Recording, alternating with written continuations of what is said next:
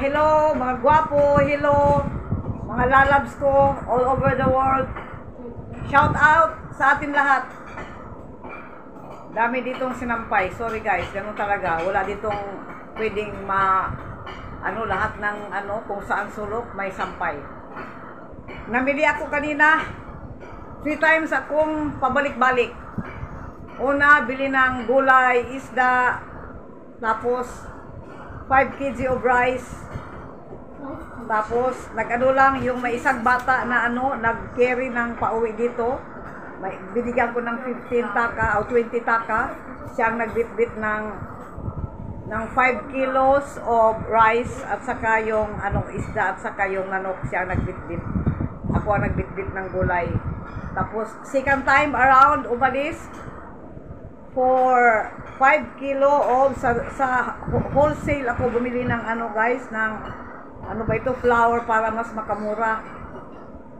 Nag second time umalis. Dali-dali dahil madilim, makulimlim, akala ko magulan.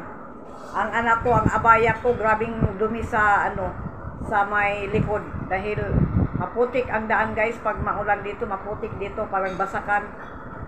Tapos pangatlong balik sa namin for our breakfast bread.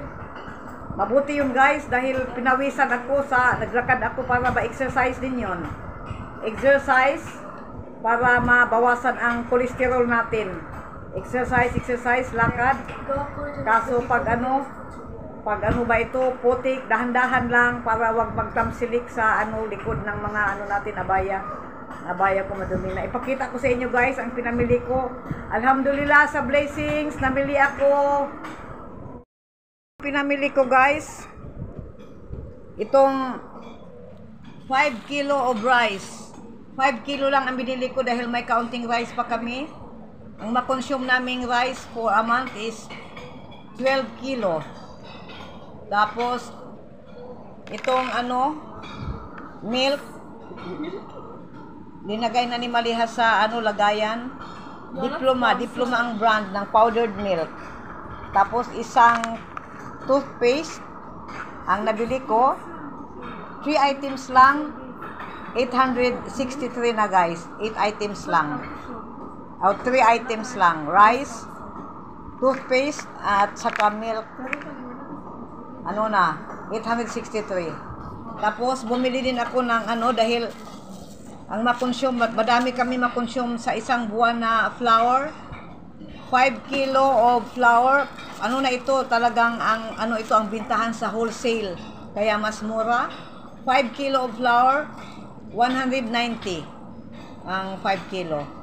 Tapos bumili ako ng 1 kilo of cucumber, 40 taka.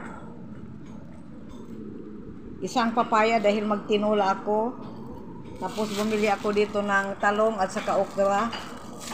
Ito naman yung yung a kind of beans at saka yung yung string beans. Tapos ito, potato at saka 1 kg of onion. Mahal ngayon ang onion guys, 100 sa ibang tindahan. Tapos itong nabili ko 90 taka ang onions. Tapos bumili din ako ng chicken. Ito yung chicken na nabili ko, yan.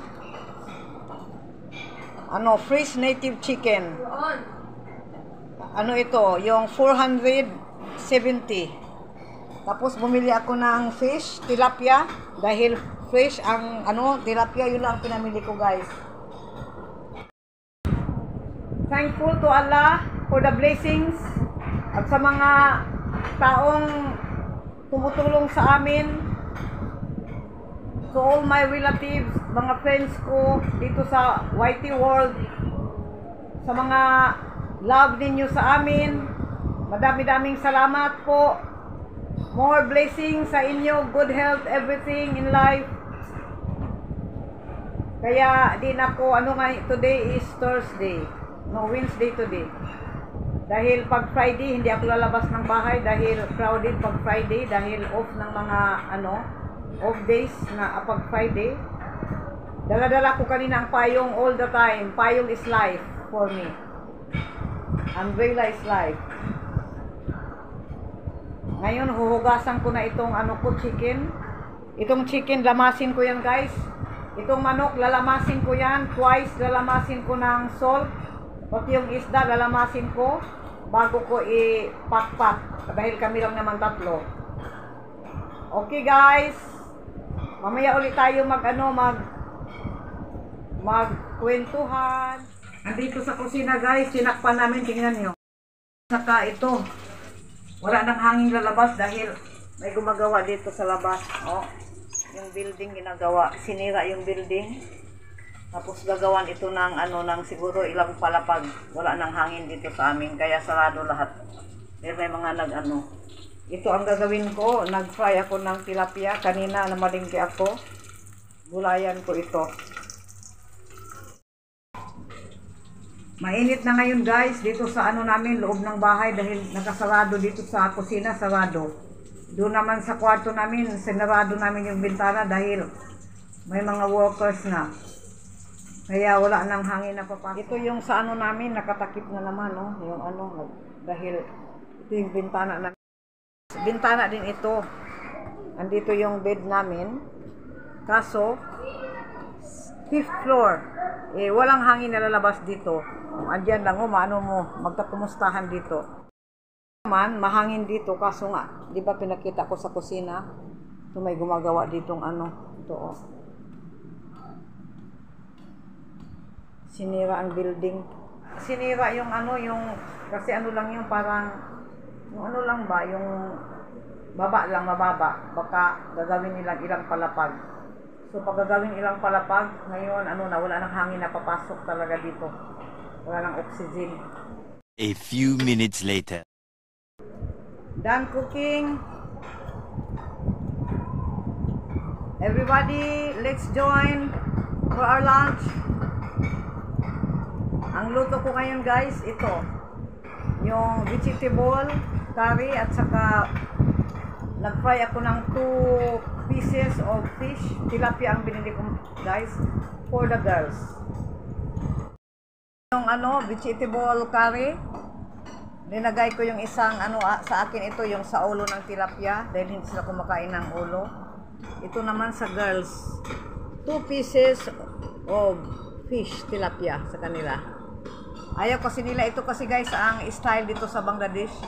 Pag nagluto sila ng vegetable, ilalagay nila yung fish. Ayaw ng mga girls. Rice as usual. Na kami ni Rihanna kumain dahil si Maliha still mood sa pagligo niya. Matagal yan sa naliligo, guys, si Maliha. So si Rihanna gumagawa ng sasawa niya ngayon. Maraming salamat po sa lahat ng ninyo, sa lahat na nag-share ng vids.